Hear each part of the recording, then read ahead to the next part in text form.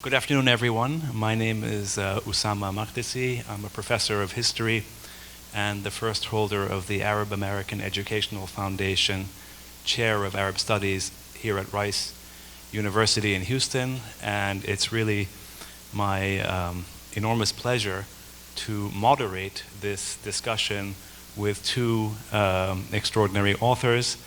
Many of you, of course, know the authors. To my immediate left, we have Chitra, Banerjee, Divakaruni, who has just, in fact, there's a book signing right after this on her new book, Forest of Enchantments, correct? And we also have with us Mira Jacob, who's coming to us from New York, who's also a creative writer, a novelist, and an illustrator.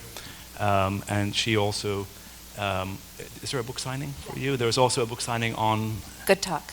Good talk. And so the topic, of course, for today is a topic that is of enormous importance, salience, and sensitivity, and that is, of course, migrant worlds. It's a world that many of us are personally invested in. Many of us are experienced, have deep experience in this, and of course we see what is happening all around us in this country, in the United States, in this current administration, and also, frankly, around the world. So the first question I thought I would ask my two illustrious colleagues is this question of what does it mean to talk about migrant worlds? What is it about migrant stories that is so important, compelling, and urgent? And so I'd like to start with that and ideally get Chitra and Mira to talk about both the personal experiences, each of your personal experiences, and then how and to what extent is it useful to translate a personal experience into your respective creative writing. How do you talk about, what does it mean to talk about migrant stories? Do migrants and how do migrants enrich worlds that are so often divided by nationalist sensitivities, whether it's in the United States, whether it's in the Middle East, whether it's in, which I know, of course, more about, whether it's in South Asia or anywhere, frankly, in the world. So, Chitra, the question, if you don't mind, I'll start with you, and then we'll move to Mira. So, Chitra, please. Okay. Well, I think immigration, I'll start with the personal angle. Immigration for me has been a life-changing experience. Immigration made me into a writer. Because a lot of times when we live in one culture, as I did when I was in India, and although India is very multicultural within itself, but when I lived in Kolkata as a young Bengali woman, I was very immersed in my culture. Many of the people around me were also immersed in the same culture. I didn't think much of it the way you don't when you grow up in something. And it was only when I moved halfway across the world that I began to really see my culture for what it was, to value it, and also to be maybe critical about it the way I could not be when I was immersed in it. So that was one angle. And that made me want to write about it. For before that, I never felt I had a story to tell. But now I had a story. Having, quote unquote, lost that world became very special to me. In all its imperfections, it became very special. I needed to write about it, kind of to know who I was. At the same time, I was, and this is before the internet, before all of those things, cell phones. I didn't even have a TV in my house when I grew up. So my knowledge of the United States was very limited. It was based on the literature I had read, some of which, although wonderful, was not necessarily reflective of the little Ohio town in which I found myself when I first came here. So, I was kind of bemused and confused and excited and missing home all at the same time. And I knew I was not alone. I knew that there were so many people around me having a similar experience. And so I became very interested in that immigrant experience. What does it mean to find oneself transplanted in a whole other culture? How does one recreate a new identity then based on this movement? And then out of that came all of my writing about this culture, my first collection of stories, Arranged Marriage. And I had no idea that I was going to be a writer. I was just writing for myself. But what happened is that, that book went on and won an American Book Award. That made me realize something. It made me realize the important place that it's played in a culture, that is held in a culture by migrant stories. Because they show us ourselves and they show us what we consider the other, but in a way so that they're no longer, my hope is, they're no longer the other. They are also part of ourselves. It's so interesting what you say, because I think that's why we read fiction, right? There's something that's really interesting that happens in your brain with fiction, I think, as opposed to almost anything else, which is that you're reading about a character. It's not anyone you'll ever know. It's not anybody whose life is tied to yours. But in the moment that you're reading, you become so linked with that person and what their outcome of their life is that you begin to hope and dream for them. You form an interior that is similar to theirs, or can kind of imagine the contours of what their heart is. And that's always, to me, the most amazing part of fiction, that we have an art form that can do that. It's really interesting to hear you talk about how you discovered that you had a voice. This is how you discovered that you had a story to tell. So I was born and raised in New Mexico. My parents were the third Indian family to move into the state, which, if you've read my memoir, that is according to the other two Indian families. And so I grew up with so few of us, so few. Our community was so small, and my parents are Syrian Christian. Oddly enough, there was one other Syrian Christian family, and then there was a Hindu family, and we all called each other uncle, aunt, mother. We all kind of bonded together because there were so few of us. My experience of coming to stories actually then became the act of hearing my parents long for home and long for a place in which they felt like they really belonged, which was really interesting, because as I got older, and as is kind of necessary to keep surviving, that home shifted from the place that they were trying to get back to the place where they lived, and all of the necessary heartbreaks happened. And as a kid, I felt like I was keeping track of all those heartbreaks. What does it mean when you no longer get to see your father when you go home, but you somehow still think he's there, right? What does it mean to carry that home in your heart and somehow never be able to get to it? And I think that feeling sort of started me churning a lot. And now, my most recent book is a memoir. It's a graphic memoir. I drew it out of frustration. My son is, he's Indian and he is also Jewish. He was 6 years old. He got super obsessed with Michael Jackson, as you do. And he started asking me about his color, specifically, also because he was obsessed with Michael Jackson. He had all the albums at home. And so if you leave a 6-year-old kid in a room with a bunch of albums, he's going to ask questions, especially if it's Michael Jackson, like, what color is Michael Jackson?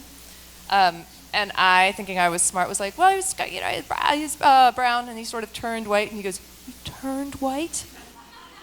And I was like, eh. And he goes, are you going to turn white? And I was like, no. And he's like, Daddy? And I said, Daddy's already white. And he's like, was he always? And it was that horrible feeling of knowing that I had done something sort of irreparable to him in the moment that he was trying to figure out who he was.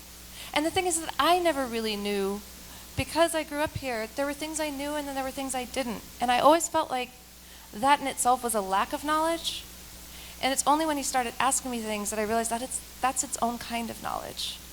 That being that splintered, fractured person is actually its own kind of place, and it has value. And so that's when I started writing this book in particular. Okay, so that's actually, it sort of leads to the second question that I have, which is based on what each of, so the position I have at Rice is the Arab American Educational Foundation Chair of Arab Studies, and of course it sort of deals exactly with this issue of migration and presence and location. And I'm wondering, in each of your, your respective sort of outlooks as creative writers, as novelists, who are you addressing? And when you talk about migrant worlds, are you addressing, in fact, your son when you write, or people like your son, the splintered identities you talk about? Are you addressing Chitra? You mentioned your first book won an award, and so my question is, are you addressing Americans in this, whatever that means? Who are you addressing? Because there's a huge difference between addressing people who think they have a strong national identity, think about where we are today, who are always, I mean, not of course all Americans, but a significant portion of them who think that American identity is white, and people who are not, quote, white are not welcome in this country, and so on. And there's a lot of bigotry and racism. And so I'm wondering, who are you addressing in these works? Do you address other migrants? Do you address people with split identity? Are you addressing your ancestral country? You said 2 generations ago. Chitra, in your case, your story, which is it? Who do you address? South Asia, America, or other migrants, or all at once? And how do you do that? That is a great question, and a difficult one, especially after lunch. Well, I am a professor of history. So. However, I will attempt. Okay. And this is something that I often discuss with my students. I teach creative writing in our wonderful, internationally acclaimed, I have to give a little plug to my program, creative writing program at the other university, at the University of Houston. And we have wonderful writers who come literally, really from all cultures and from all over the world. We often talk about audience. And what I think is, it is at once all of the things you talked about and none. Because yes, on one level, I write for people just like me who will understand because they share some of these same experiences, some of these same joys and heartbreaks. I write for my children's generation because, for the same reasons that you mentioned, that they don't know a lot of these things. And for them, it's important to get a glimpse into it. I write for people back in India who have their own notion of what it means to be an immigrant in America. And I write for myself. And I think ultimately that is the only person I can write for. I have to write things that are true to myself, that I consider really important. So I think before I write and in between, and maybe when I've edited the book and when it's going out into the world, I think about all of these other audiences. And especially the audience who is, quote unquote, the other and who have made us into the other. And my hope is that the book will reach all of them and speak to them all in different ways. But when I write, I have to put everybody out of my head. And I have to think, not even of myself, I have to think of those characters. I have to be true only to them. I cannot have, at that point, any agenda, not a feminist agenda, not a political agenda. These other agendas are very important to me. I do some activist work in the community. But that's a whole other me. When I write, it's the world of the story. I have to, and as long as I'm true to that world, I feel everything else will get achieved. If I can really recreate that world, those characters will have their own power. They will speak for themselves. I love what that, I agree so much with that. And I think we've all felt that funny thing where you're reading a book that becomes an agenda. You guys, you're reading something and all of a sudden it's a series of kind of political acts that don't quite make sense, and a series of motivations that the characters have, and they feel more like a speech than an emotional, narrative. And I always find that so disappointing. So I have 2 different answers for this, which is, I think when it's fiction, I absolutely have the same feeling, which is that I am so drawn into the characters.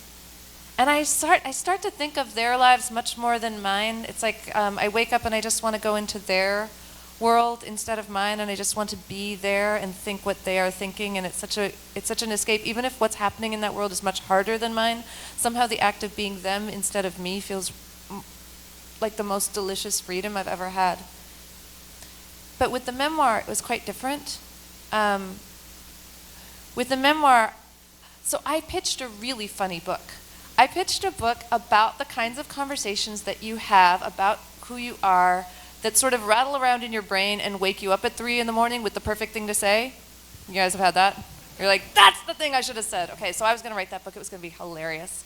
And in the middle of writing that book, Ferguson was happening. My Michael Jackson obsessed son started figuring out that he was brown. And my in-laws on my husband's side became avid Trump supporters, all at the same time. It was a lot. And normally what I would do, because he was asking, I told you guys some of the funny questions, but some of the really hard questions were things like, he asked me at one point, is Michael Jackson brown? Is he brown or is he white? What does he like being better? Which does he like being better? And I was sort of like, he likes both. And then he said on the subway once, just like out of the blue, he said, are white people afraid of brown people? And I didn't want to lie. So I said, sometimes. And he said, well, how do you know? And I said, well, you don't always. Which felt like a really awful thing to tell a 6-year-old. But it somehow felt worse to lie to him. And then his question after that was, is Daddy afraid of us? Which just broke me. And not in front of him, because you don't break in front of your child, but after you put him down to bed, you go and you sit in a bathroom and you lock the door and you cry because you think, what have I done? What have I put in the world, and who's going to keep it safe? And so the book that I started writing, normally when that kind of thing happens, I'll write an essay.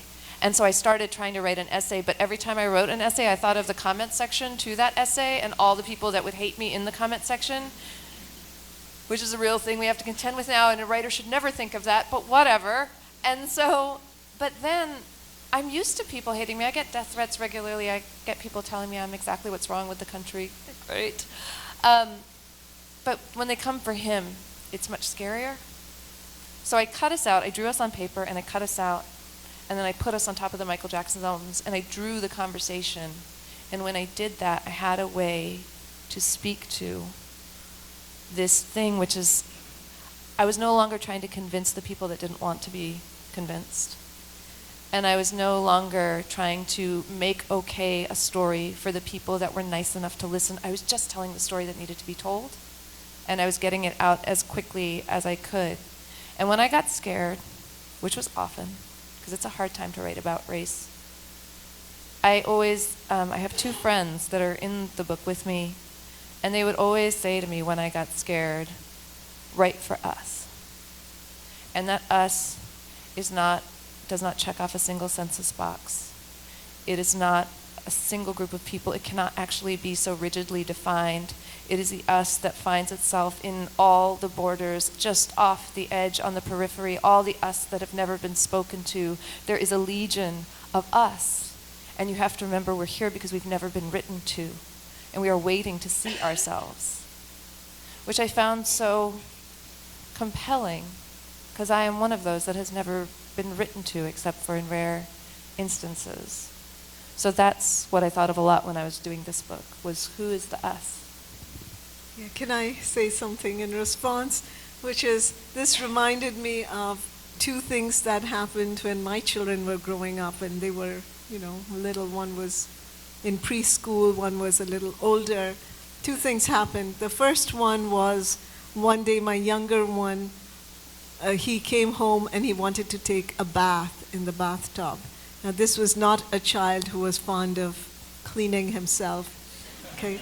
So I was delighted, but then he just stayed in the bathtub, and he stayed in the bathtub, and I started getting a little worried, and I went in and said, what's going on? Are you playing?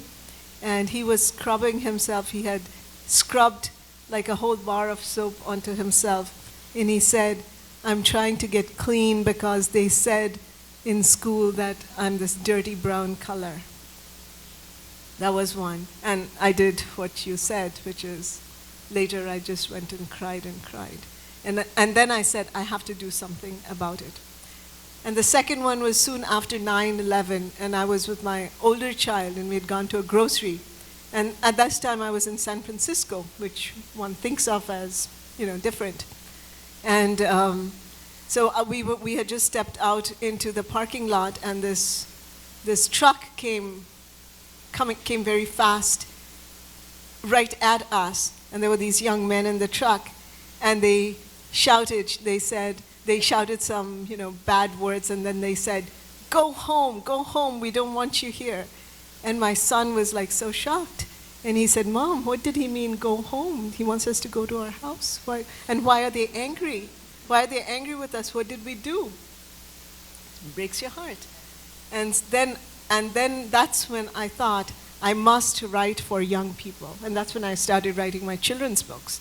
That I said, I want young people, before their minds have become closed off, to be exposed, to do what you were saying, to let those characters into your heart so that later when you see people like that on the street, you feel differently about them because now you know something about their true stories and who they really are and how they're not different from yourself. So, those are both moving stories, of course, and I also have children, and of course when we go to the airport and we get stopped and we get pulled into, even though I'm born in this country and my kids are raised in Houston, born and raised in Houston, and when I get pulled aside and into secondary, my name is Ussama, and of course that means lion, actually. It's just a beautiful old Arabic word that means lion. And most people, of course, don't know that. And you try to explain to your kids, we're being pulled aside for what reason, they ask. Is it because, are you under arrest? And I say, no, it's just, you have to go through these things. And I'm wondering, I'll spare you the rest of the details, but it of course affects my kids, it affects all our kids. But then I wonder, when you say you write for children, and is it that you think that bigotry and ignorance are things that you can actually change through writing? Or you said earlier, Chitra, you write for yourself. So if you presumably are not bigoted, you're actually open-minded, you are someone who is a creative writer who thinks about these very themes and topics, and Mira, you too as well. Or sorry, I I wouldn't describe myself as not bigoted or not. Well, I was going to also if say. you're not bigoted, fine. Well, then you're both bigoted, fine. I can't call you bigoted, be here and call you both bigoted. Bigotry. No, I just mean that I We have think strong views. All right, you may have strong views, and I have strong views, but anyway, I wouldn't call. But you guys are obviously wonderful. I've never met such nice bigots in my life. But in any case, If only all of them could be like exactly. us. But that brings me back to the question, which is when you write. I'm really struck by this.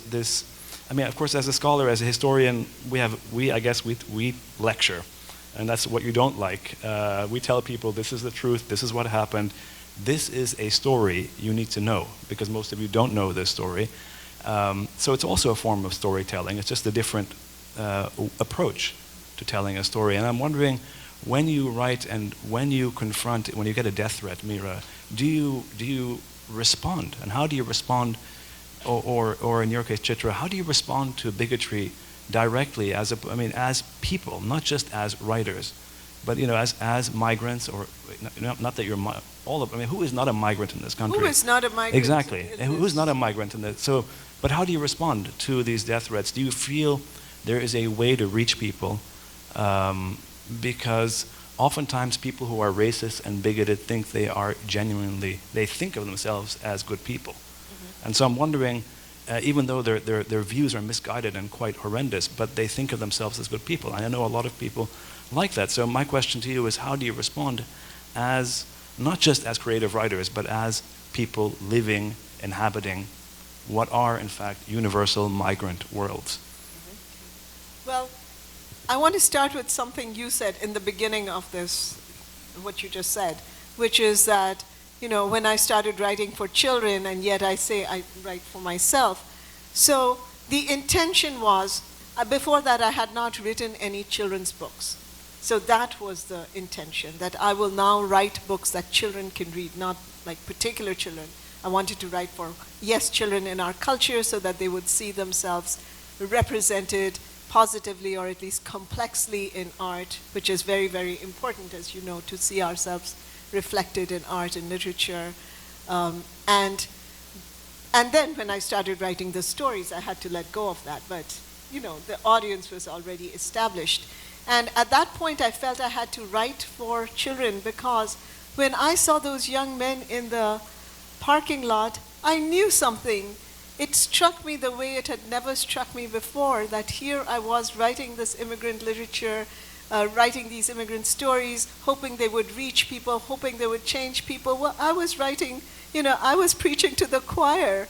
Those young men were never going to pick up my books. But maybe as children, if those books had been in the schools, which my books, several of them ended up being, maybe they would have picked them up, and maybe it would have made a difference. So And it's quite a humanistic vision you have.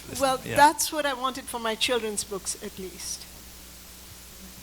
So I would say, I think there are different levels that you can respond to people. With people that write death threats, I don't respond to them in general, because I don't think there's any good that's going to come of that particular conversation. If somebody wants you dead, they want you dead. They don't want to have a conversation with you. But I think that for me, the much more painful level is actually the level that my in-laws operate on, which is that I've been in this family for 20 years. I've been married for 16 years, but I've been with my husband for 20. And we know each other very well as you know each other after 20 years. And what's so painful about their support of Trump, even early on, it was painful because I understood what was happening around me. I understood the way that the tenor of the country was changing again. I was getting pulled over in airports again, much more. Like all the things that kind of ramped up right after 2001 started coming back up, and all of us that were adults in that moment recognized that particular beast very easily. And I knew they couldn't see that, but what was painful for me was telling them, this is what's happening to me, and having them say, I don't see that. That's not the way I see it.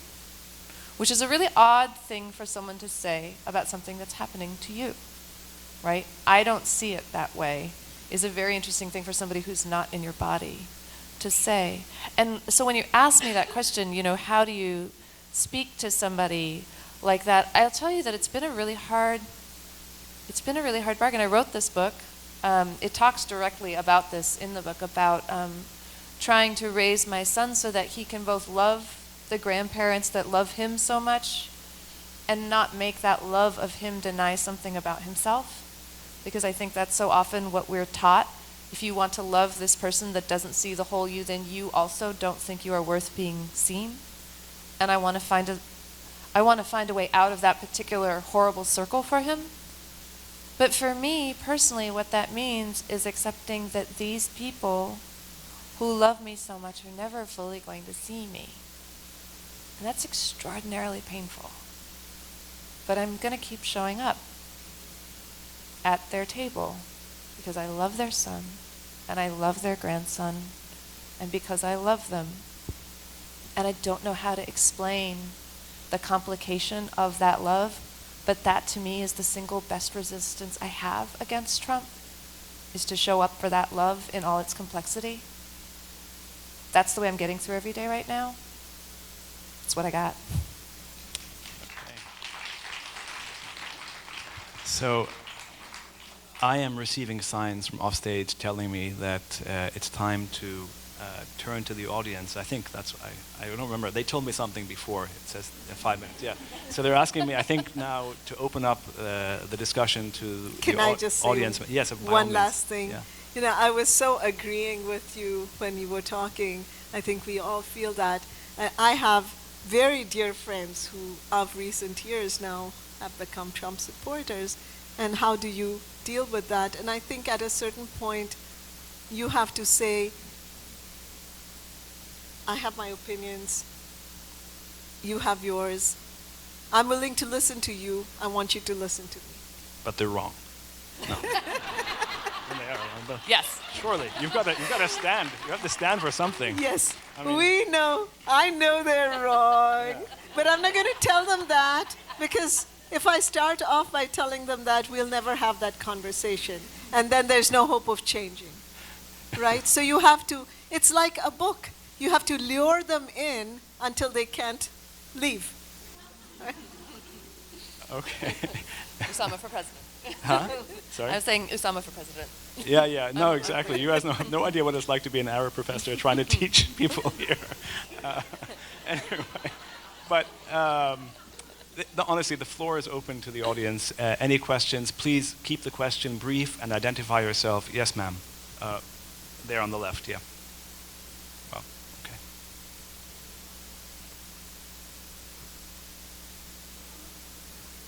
You raise your voice. Is your Speak mic up, working? micro. Hello? Yes. Yeah, there you go. Okay. It's wonderful to have you three sit here and talk about your experiences, and thank you for moderating the session. I think an American identity is very complex, particularly as a migrant. But having people like you represent us makes us feel more at home. So thank you for doing that. Thank you for doing that for our kids. Again, coming back to the Trumpian politics, I think people are seeing through their own lenses. If your in-laws are Jewish, they're seeing through a little bit more Jewish lens. And I think we have to reach and find a common ground, which you're trying to do so too. But I think these are very complex times, and having diverse people represent us makes us feel more at home. So thank you all for doing what you do. Thank you. Thank you. Can I say something? Yeah. That was even better than a question. It was a compliment. Please feel free to add more of those. Well, there's the lady up there in the middle. Oh, sorry. Where's the thing? Where's the mic? Just, Hi. yes. Oh, okay, Got we'll go with that. Go ahead. Sorry. Hi. Thank you both for being here, Mira. It's always great to see my sweet friend Mira. I'm such a fan of your work as well. I've read one of your books. It blew me away. So thank you so much. I think, as somebody who's also in the margins, I think is the way that Mira said it, I am an immigrant from the Caribbean, of African, Indian, and Chinese descent. So I have all of those in me, and there's something about reading your books that's so resonant, even though my family is not directly from India, that feels very familiar and feels very connecting. And I was wondering, who are the authors you read that provide that for you, that inspire you in that way? Thank you. Okay. All right. So I think, going back to that time when I was just starting to become a writer, and I was really looking for permission perhaps in the books I was reading, the works of multicultural writers, especially women, writing in America about their cultures was so important to me. Those books changed my life. I'll just talk about one, which is Maxine Hong Kingston. She wrote The Woman Warrior, about growing up in the San Francisco area, in the Greater Bay Area at that time. And it was so amazing because not only did she talk about the challenges of her experience as a Chinese American, but she also brought in the stories she was told about the old country by her mother and the myths, the ancient myths that she heard from various different sources. And I said to myself, first of all, that gave me permission, and I said, but I want to do all of those. So, and that's been my project. I write about life here, I write about life back there, older life, and I write about our myths and our legends. So a book like my newest, The Forest of Enchantments, I think it's very important in today's America to share those stories as well, not just what's taking place here, but look, this is what we bring to this country, to this culture. Look at the enrichment. Look at these universal, ancient, timeless stories. So, and I think Maxine Hong Kingston really taught me to do that. For me, I'm going to tell you about three. One is, I would say that so much of my identity, once I started bristling in America, so much of me sought out the work of Black writers in America. And specifically, I think Toni Morrison was the first writer that really ripped a veil off for me and said, "This, you are allowed to see this, and you're allowed to name it." And I understood that her story wasn't mine, so I had a very complicated feeling of how do I own parts of this, but also figure out what it means for me without appropriating someone else's pain. And my life's work has been figuring out what that boundary is. But and then the other person I would say is Arundhati Roy, who's written several books, but also several incredible pieces, articles. She also writes a lot of nonfiction as well. I think her heart and her ability to understand the nuance in emotion is extraordinary. but her also in her nonfiction writing, she's fearless. And to some people think, I'm sure there are people in here that get ferociously mad with her, but I love that she does that she stakes a claim and goes about her work and does it very thoroughly. And then the last thing I will tell you is there's a book that's going to be out next year that I've just recently read to blurb by a writer named Kathy Park Hong. I think I'm getting that right, Kathy Park Hong, yeah. Called Minor Feelings. And it's about the Asian American experience, and it's stunning. And I feel like everybody should just go pre-order it. It's stunning. It's really fascinating, and she does this thing of lifting the cloak of invisibility off of us. It's not exactly about me, but it's close. There's a close proximity in the ways in which we felt invisible in America, and what it looks like to imagine your own emotional interior when no one has ever given you the go-ahead to do that, when it's actively been denied you. So yeah, I can't wait to tell you about that one. The lady up there. So thank you all for being here. First of all, I commend you for the writing that you've done, as well as some of the other things that you mentioned that you have been through. Chitra, I've read many of your books, and I love the fact that you have started educating from a very young age. I think that's key to anything. If it starts in schools, if it starts in organizations, environments, I think that's very important. I did that a long time ago, and I've seen the value. With Mira, I'm from New Mexico. I'm surprised we didn't meet. New Mexico! I'm going next week again. But, I've come to understand a little bit of what you have said. I write, and I was the editor of my graduate school newspaper and started a program, Move, for children a very long time ago. And one of the things that I did, because I did notice some of the things that you noticed in what your child was telling you he was questioning. But I've always written very diplomatically, and I've always spoken very diplomatically, and I've always tried to put myself in a position where someone else may not always see what we do or where we're from or why we're different in color or thinking, even though we were raised here and our children were born here. So my question to you is, I commend you for how far you've gotten and what you've done. And how did you get these death threats, and what was the whole question in, that took it to that level? Because I truly value what you've expressed, and I see why you're feeling what you're feeling with the in-laws, but at the same time, they come from a different background, and maybe it's the ability to diplomatically sit down with them and say, look, this is what bothers me, but I do understand where you're coming from. So just a little bit, I wanted to ask you your background and why it got to where it did. It's interesting because I think I both understand that, and I think there's a fantasy of, if I am just good enough, you will see my humanity, and I just don't believe that's true in certain cases. I think there are times when we are very much good enough, and we are very much patient enough. And if people have reasons, financial or otherwise, reasons to think, to protect themselves, or in my in-laws' case, protect their taxes over my humanity, they will do it. And I don't have an explanation for that, but I don't think it's my goodness or my patience that's at fault in that situation.